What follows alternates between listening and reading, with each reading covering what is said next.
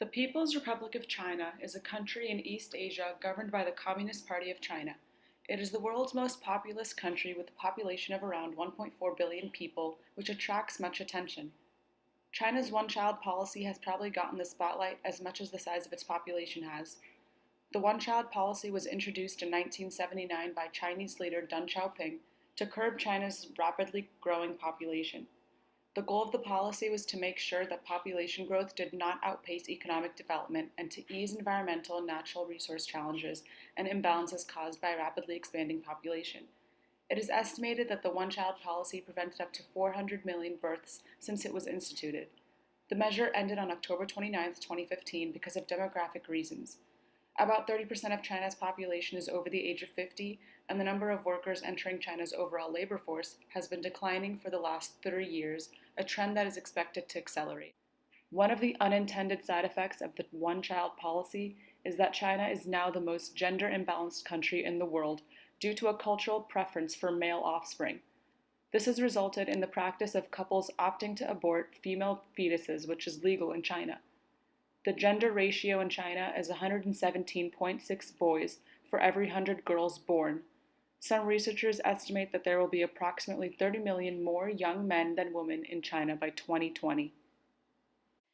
This has led to a disproportionate number of well-educated urban women with ambitious and promising careers. Many of these women are unmarried and stigmatized as leftover women. By government definition, a shengnu, or a leftover woman, refers to an unmarried female above the age of 27. China's ruling Communist Party urges single women to marry to offset a huge gender imbalance caused by the recently ended one-child policy. The Chinese culture places significant value on marriage and having children and family. China's foremost ancient thinker Confucius wrote, "The Chinese girl was brought up then, as now, with matrimony in view as her goal." Marriage in China has less to do with the romantic love and more with the duty and societal stability. Hundreds of years later, China has modernized and women, according to Mao, hold up half the sky, but most still face harsh judgment for remaining unmarried past a certain age. Today, many women are forgoing traditions and focusing on their education and professional accomplishments. Unfortunately, this has led to their devaluation by Chinese society because they are not married. There is a sense of failure towards women who are unmarried. People assume that there must be a problem with a woman simply because she is not married. Rigid and hierarchical, the traditional family structure places great emphasis upon responsibility to one's family. 性格好吗？人也不是长得太漂亮，一般嘛，所以到现在还是生下来了。你不要太残忍了。For modern Chinese women, it's a precarious balancing act to keep the old generation satisfied as their country modernizes at an unprecedented pace. In 2016, a documentary-style advertisement centered around leftover women in China went viral, provoking an emotional debate about single women in the country.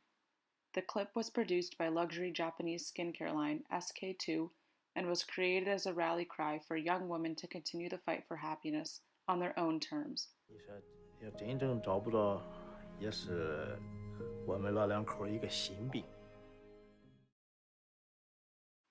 In the film, the women confront their parents in a moving scene in which they explain their decision to remain single.